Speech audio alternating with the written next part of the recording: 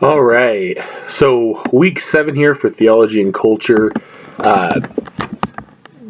If I'm completely honest with you guys, I completely missed last week's assignment. It just wasn't very good. So, I was able to go back through and really kind of evaluate what we were really talking through and what it looks like to look at behind of and all the different of with the text itself. So this week, what I actually decided to kind of go through was doing a cultural trend around streaming, specifically with Netflix. Now, if you guys are like me, you'll remember a time where we were able to go out and rent movies. But I lived out in the rural areas, way out there in the boonies, and it was a big deal to go out and rent a movie. It was a really, really big deal because we'd have to pack up the whole family, be gone for 2 hours or something like that while you get the movie, get those done. You get enough movies to last you for a while because you didn't want to make multiple trips, so you drop $20-$25 at a time to make it last for a little while before the due dates because we didn't want to get hit with the late fees and such, right?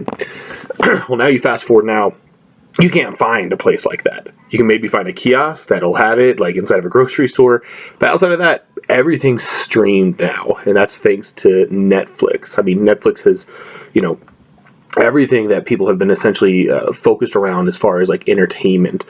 There's been a lot of other ones like Amazon Prime and Hulu and guys like that. But Netflix has really started this and has really owned the video streaming itself. So much so that, there's memes and there's sayings of Netflix and chill and everything like that around it.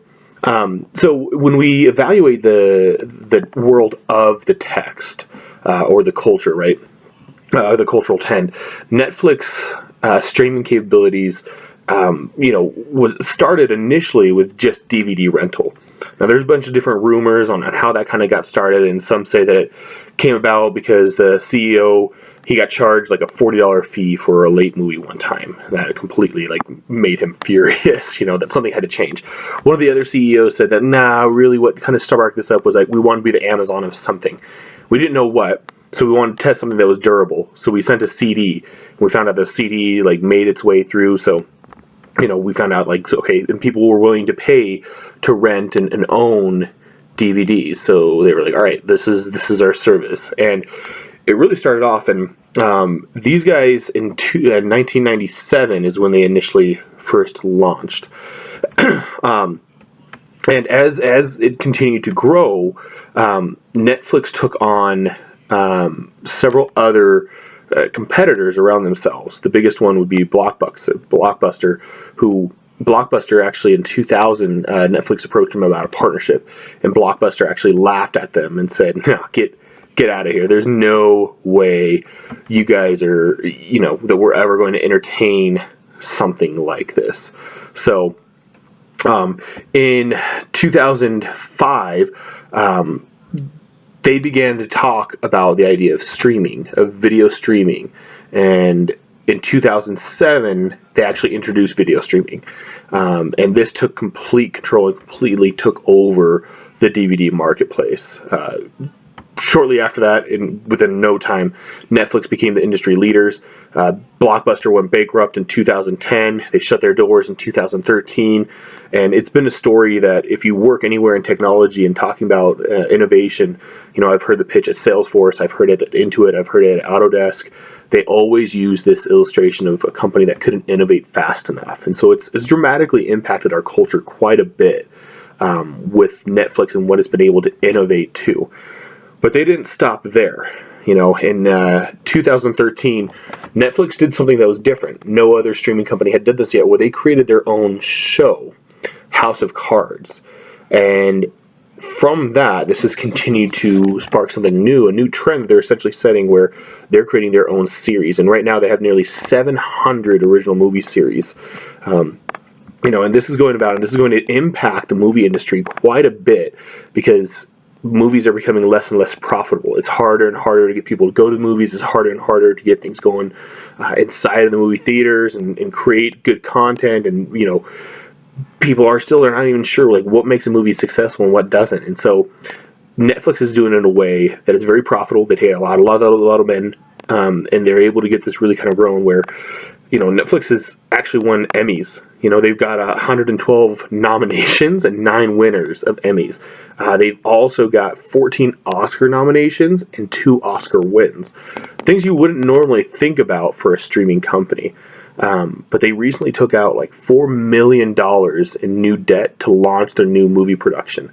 And I actually had the privilege of actually working for a company that supports Netflix. And Netflix is spending more money than Disney, than Fox, and any other movie producers right now on some of their technology to implement for movie creation. So, for the world of the text, Netflix's capabilities is really kind of overtaking the DVD. Like, no one really considers that anymore, the part of what they've been doing. And so, there's no longer commercials. Everything's is instant. Everything's coming out without any interruptions.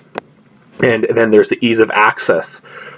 Anywhere, any device. Mobile apps on the mobile phone make it very easy for us to access, from our home, on the bus, on a plane. There's even been reports of companies actually getting kind of upset and trying to block Netflix from their VPNs because employees are watching it on work time. So Netflix has also kind of observed what people are actually watching the most of, and where Netflix is really thriving is these shows that have complicated story arcs, and each series leads to another one. You need to watch everyone, like Lost, Breaking Bad. These movies don't generally do pretty well for like HBO or any network television show because it just takes too long and people can't be that invested. But with Netflix, it's launched something called binge watching, where you could watch an entire series in one afternoon sitting because it has you looped in, you're able to watch that. And so with this in mind, they've kind of been creating their own series that are very focused around this binge idea of very complicated arcs that keep people looped in to watch several episodes at a time and really kind of enforce this binge watching ideology. With the wide selection that Netflix has, the streaming service, and it's able to be very personal now too. It's very individualized to my own genres, my own interests, what I'm interested in. And this has become something that has been able to customize to fit even just down to your genre interest, down to your age, down to your sexuality, something so individualized.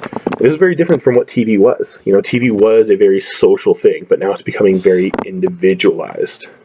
So, the world in front of the text, video streaming has come out, and it's the delivering of it has been instant, in that instant gratification. So what's been being portrayed to us is the instant gratification of hitting this now. I don't have to wait. I don't have to watch commercials. I don't have to have any patience, if you will, where like what I would have had to do with Blockbuster, Hollywood, or even Redbox. And while those guys, when they were competing against Netflix, said, well, Netflix can't get the, greatest stuff out right away, they found out very quickly that people didn't actually really care. People would substitute the newest and greatest for the convenience of watching it in my home. Netflix also, again, for the text in front of that, it's enforcing an individualistic culture for what we want. Netflix wanted to become with so many different options at an unlimited amount of streaming. It was something that there's no commitment for me to finish. It's very easy for me to hop shows if it doesn't grab my attention with one or two episodes. And so I'm able to just, really kind of become like the customer is always correct. What are my interests and how are you going to hit my needs, right? And so from a theological perspective and evaluating, there's some trends with Netflix that we can follow. There's some other trends that we just need to be careful of. I mean, first and foremost is, the common trend of, hey, we can't be focused on just the instant gratification. There's things in this world that we can completely enjoy, and I think it's good at times, but we also have to be very careful to guard against it, that we still develop patience. I mean, patience is one of the fruit of the spirits. Patience is something that we saw with, Jacob, and he waited, several years just to get his bride. So there's things that are worth waiting for, instead of always going for the instant gratification. What Netflix does do well is that I can explore my own interests. God has created me and wired me in my certain way, and so it's perfectly fine for me to pursue after, what I'm truly interested in, and really kind of embrace that. So if I'm more of a sci-fi guy, very interested in, fantasy and using the creative side of my brain, there's a lot of things that I can watch that would be very interesting for that. But on the other side, if I'm more on the documentary, I want to learn more about history, there's whole genres just for me to be able to pay attention and learn from that side. So I'm able to really kind of grow in areas that I normally wouldn't have been able to. Whole genres that I didn't even know would exist. Things that would entertain me that I never thought would possibly be interesting to me before. As a pastor, this is a great resource just for sermon illustrations throughout a whole perspective. But where this falls into a danger is where it all of a sudden, again, the individualism that completely destroys the idea of any type of social interactions. TV used to be a very, very social thing. But now, even 10, 15 years ago, everyone knew the latest episode of Everybody Loves Raymond or MASH or Friends. But now, there's whole genres that we could never even watch. I remember talking to one of my coworkers about, one of the TV shows, Luke Cage, and he's never even heard of it. But I love this series, and a lot of my close friends absolutely love it. But outside of it, they never even heard of it. And so it's become very individualized. And the danger of that is that one of the New York Times writers actually wrote about this, that it creates echo chambers, where we became very siloed focused, and it's just about our own interests, what we're focused on. And it creates this bubble effect for us where we're really kind of splitting off into our own individualism and not really letting anyone else to be part of that. And the danger theologically for that is that we need to be open to other people. We need to be open to people who have other interests. We need to be able to find different ways to talk and socialize, on different levels of belonging, and still find a social level to be able to connect with people outside of our own little cliques. In youth ministry, we talk a lot about cliques. And if we allow our own preferences to always take control, it's not a biblical manner. I think about it like with Romans, he says to live in harmony, to associate with people of low position, preference, style, interest. None of these things should be things that should separate us, and we should be willing to be able to talk to other people about it. If our primary motive is always about what is in it for me, that really goes in contradiction to what Philippians talks about, and what the major thing of the scripture is that you are not number one. Who's number one is you need to be looking for God, and you need to be looking after other people and their interests. And so even though Netflix isn't necessarily teaching you to this is only your interest, it can create a very good pattern of that. And Philippians 2 warns strictly against that. So that's my cultural trend study. I'm sorry for stumbling over my words a little bit and stuff, but I was really excited to do this paper, really enjoyed it, so would love your feedback.